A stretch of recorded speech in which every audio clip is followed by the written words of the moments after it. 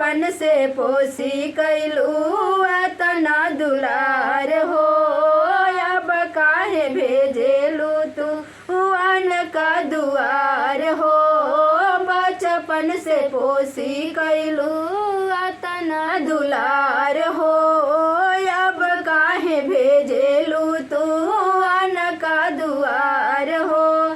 खोई छा देई के माई आपन घरवा छोड़ावा तड़ू हो। माई कवन कसूरा हम कईनी तू हमरा के भगावा तड़ू हो। माई कवन कसूरा हम कईनी तू हमरा के भगावा तड़ू हो। जाने जाने घरवा हमारा के भजी के अन कर बनावा तड़ू हो।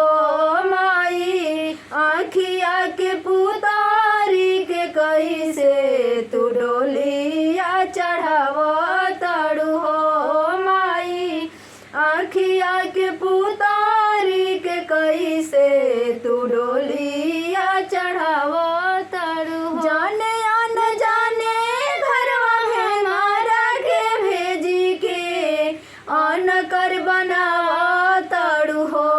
माई आँखिया के पुतारी के कैसे तू डोलिया चढ़ावा तड़ू हो। माई कवन कसूरा हम कईनी तू हमरा के भगावा तड़ू हो। माई कवन कसूरा हम कईनी तू हमरा के भगावा तड़ू हो। धन्यवाद। गीत अच्छा लगल हो तो लाइक करम जा और शेयर करम जा और कमेंट में जरूर बताइए।